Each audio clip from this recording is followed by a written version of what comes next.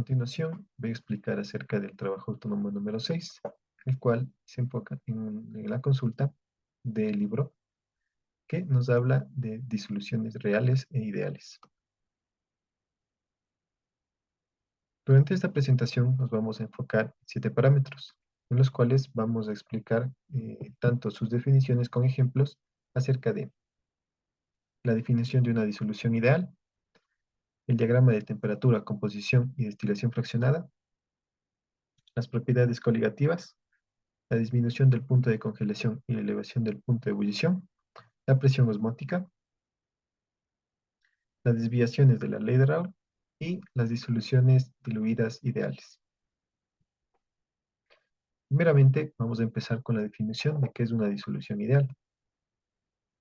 En una disolución ideal se encuentra conformado por, vamos a llamarlos un disolvente y un soluto. Estos serán A y B respectivamente, los cuales se van a encontrar relacionados o mediante una interacción entre sí. Estos son ideales al ser idénticos, tanto en sus interacciones A con B, A con A, con B con B. En este caso, el equilibrio entre la concentración de la disolución y la presión parcial de la fase gas está descrito por la ley de Raoult para cada componente. En una disolución ideal, el vapor sobre la disolución está enriquecido en el componente más volátil, permitiendo una separación de sus componentes mediante destilación fraccionada.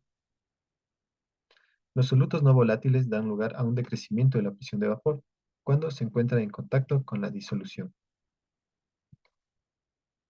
Se dice que una disolución es ideal si cumple con la ley de Raoult.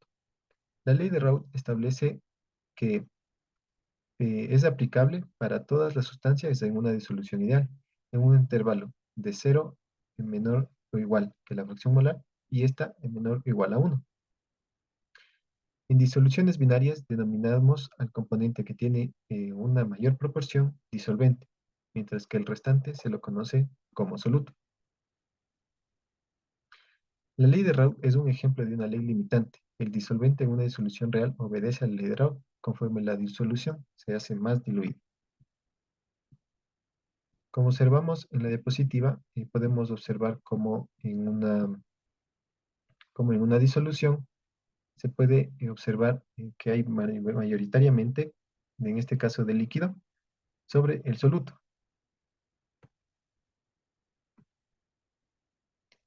El diagrama de temperatura, composición y destilación fraccionada. La destilación fraccionada es una técnica de separación importante muy utilizado en la industria química. Este suele ser interpretado mediante un diagrama de temperatura-composición de la temperatura en la cual se encuentra la disolución en función de la composición promedio del sistema a una presión de vapor total predeterminada. Esta suele estar asociada a un valor de presión total que es igual a una atmósfera. El vapor por encima de una disolución, como observamos en la gráfica, en el punto A, está enriquecida de benceno. Si este vapor se separa de una disolución original y se condensa bajando la temperatura, el líquido resultante tiene una fracción molar más alta de benceno que la disolución original. En cuanto a la disolución original, una vez que su vapor se ha recogido separadamente, el líquido se ha enriquecido de benceno. En este caso, la destilación juega un papel importante en la separación del crudo en sus diferentes componentes. Como observamos en el primer ejemplo, el líquido que hierve más baja es la gasolina, seguidamente del queroseno, el diésel y un aceite caliente o el gas de gasolina, que se rompen en componentes de peso molecular más bajo mediante craqueo catalítico. El hidrógeno, en otro ejemplo podemos encontrar el hidrógeno de cloroformo, forma un enlace de hidrógeno con el oxígeno del acetón, dando lugar a interacciones A y B más fuertes que siendo estas A y A con B con B. Además, podemos observar en la tercera gráfica cómo se muestra un proceso de destilación fraccionada de una disolución que comienza con un valor inicial determinado, Este va a ser mayor o en relación a un punto de ebullición máximo, mientras que el componente que tenga un punto de ebullición más bajo tendrá inicialmente o empezará el proceso de destilación. Las propiedades coligativas. Las propiedades coligativas dependen únicamente de la concentración del soluto. Se dice que por lo general una disolución presenta un aumento de ebullición o una disminución de su punto de congelación eh, muy diferente a su disolvente puro. Dentro de las propiedades coligativas encontramos a la disminución del punto de congelación, a la presión osmótica y al aumento del punto de ebullición. En este caso podemos decir que la presión de vapor de una disolución disminuye con respecto al disolvente puro. La disolución exhibe una disminución del punto de congelación, una elevación del punto de ebullición y una presión osmótica. Podemos decir como ejemplo que en una disolución, estas solo se van a ver afectadas por el potencial químico del líquido, mientras que del gas solo se altera porque permanece puro y porque y porque se encuentra una presión constante. Dentro de las propiedades coligativas encontramos a la disminución del punto de congelación y al aumento del punto de ebullición. Estas propiedades van a depender de cómo esté compuesto el disolvente, tanto así como la masa molecular y la entalpía, tanto para la disminución del punto de congelación y el aumento del punto de ebullición.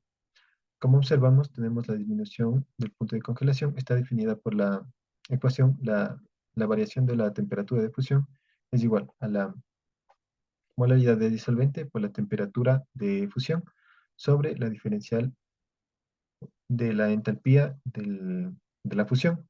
Esto por la masa del soluto, que va a ser igual a menos la constante de fusión por la masa del soluto. Mientras que el aumento del punto de ebullición, vamos a tener la variación de la temperatura de ebullición, estará definida por la molaridad de disolvente por la temperatura al cuadrado sobre la variación de la entalpía de la vaporización por la molaridad de soluto, que va a ser igual a la constante de ebullición por la molaridad del soluto. La presión osmótica. La presión osmótica se define como el aumento de la presión de una disolución, en donde tanto el disolvente se difunde a través de una membrana semipermeable. Esta va a ser dependiente de la concentración y de la temperatura. Se conoce como ósmosis al proceso en el que el disolvente se difunde a través de una membrana y este diluye en una disolución. Cuando hay un aumento de la presión en la disolución, se la conoce como presión osmótica. Podemos observar la ecuación que está definida por pi es igual a n al número de moles de soluto por la R, que es la constante, por la temperatura sobre el volumen. Esta también es conocida como la ecuación de Van Hoff. Tiene muchas aplicaciones, tanto en el área médica como en diferentes otros aspectos. En el área médica podemos encontrar en la diálisis. La diálisis es un proceso en el que la sangre del paciente se puentea mediante tubos fabricados en una membrana porosa selectiva, irrigados por un flujo de una disolución estéril, hecha con agua, azúcares y otros componentes. Las células de la sangre y otros componentes son demasiado grandes para pasar por los poros de la membrana, pero otros, como la urea, sí son capaces de atravesar esto. Y en este proceso, el, la, o el objetivo es extraer los desechos que ya no puede hacer el riñón. También lo encontramos como en la estabilidad mecánica en plantas y en la distribución de agua por osmosis inversa. Las desviaciones de la ley de Raoult. Tenemos dos desviaciones principalmente, la desviación positiva y la desviación negativa. La desviación positiva nos dice que si las interacciones A y B son menos atractivas que las interacciones A con B, A con A y A con B, se va a observar una desviación positiva de la ley de Raoult. Mientras que la desviación negativa nos indica que si las interacciones A con B son más atractivas que las interacciones AA y AB, se observará desviaciones negativas de la ley de Raoult. Como aquí tenemos también unos parámetros importantes que debemos definir para determinar estas desviaciones, que va a ser la diferencial de la energía de Gibbs de la mezcla tiene que ser menor a cero, la diferencial de la entropía de la mezcla tiene que ser mayor a cero. La variación del volumen de la mezcla no va a ser igual a cero, mientras que la variación de la entalpía de la mezcla no va a ser igual a cero. Finalmente, en una disolución diluida ideal, nos dice que es una disolución en la que el disolvente se describe usando la ley de Raoult y el soluto se describe usando la ley de Henry. En el equilibrio, las potencias de los químicos de un componente tiene que tener en cuenta la fase gaseosa con la disolución ideal, ya que estas van a ser iguales.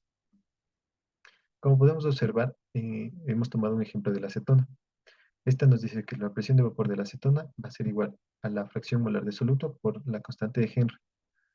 Y cuando esta fracción molar tiene que ser igual a cero. Esta relación se conoce como la de Henry y la constante KH se conoce como constante de Henry. El valor de la constante depende de la naturaleza del soluto y del disolvente y cuantifica el grado en el que ocurren las desviaciones de la ley de Raoult. Esta ha sido toda la presentación referente al trabajo autónomo número 6. Muchas gracias.